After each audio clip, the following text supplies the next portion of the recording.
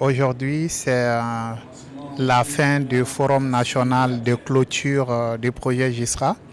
Voilà, un projet pour la promotion de la liberté de religion et de la cohabitation pacifique qui a commencé au Mali depuis 2021.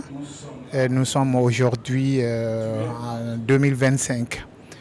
Les activités qui ont été réalisées au cours de ce forum sont multiples et diversifiées. Nous avons commencé d'abord par une conférence sur la liberté de religion et la lutte sur les discours de haine en ligne.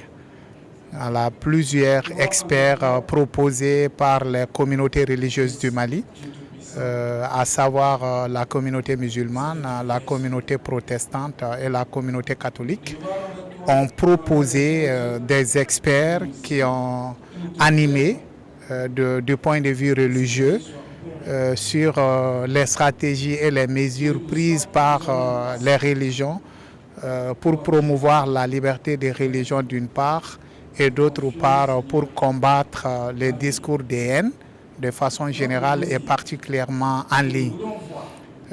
Après cette première activité, il y a eu une série d'activités qui ont permis aux bénéficiaires du projet GISRA dans les différentes communautés d'apporter leur témoignage. Aujourd'hui, nous sommes à la dernière activité qui est la clôture effectivement parlée. Nous allons remettre des certificats de reconnaissance aux différentes personnalités, aux différentes structures impliquées dans la mise en œuvre du projet GISRA. Je pense que si on doit parler du bilan du projet GISRA au Mali, c'est à travers trois dynamiques. En premier lieu, c'est des centaines de leaders et acteurs religieux dont les capacités ont été renforcées en mécanismes de prévention et de transformation des conflits, en sensibilité aux conflits, en engagement religieux et également en tolérance intra- et interreligieuse. Le deuxième volet, c'est le renforcement des capacités en termes de dialogue intra- et intercommunautaire, à travers lesquels nous avons engagé les jeunes, les femmes, les leaders religieux à se donner la main pour qu'ensemble contribuer à la construction du Mali pour la paix et la cohésion sociale. GISRA, c'est également des activités médiatiques à travers lesquelles des centaines de messages, de homélies, de prêches ont été enregistrés par des leaders religieux musulmans, catholiques et évangéliques pour sensibiliser la communauté malienne dans sa globalité.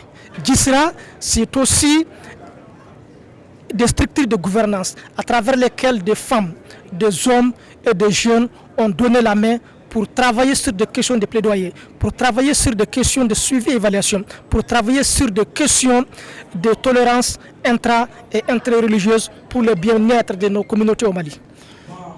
Nous avons élaboré une note de plaidoyer que nous avons remise aux différentes fêtières, au Conseil islamique, à l'AGMPM, à la conférence épiscopale, même au ministère des Affaires religieuses, du culte et des coutumes.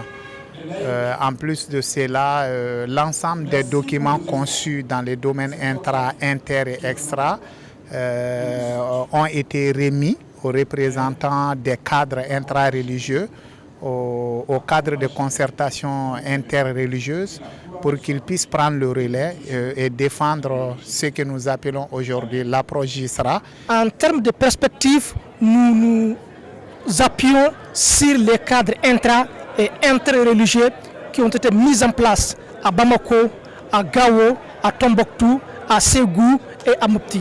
Ce sont les cadres, les mécanismes qui ont été mis en place par les communautés religieuses et ce sont eux qui vont assurer le flambeau et la continuité du projet GISRA pour que l'esprit GISRA puisse continuer. Comme le dit l'un de nos acteurs, que l'approche GISRA puisse perdurer au-delà de 2025.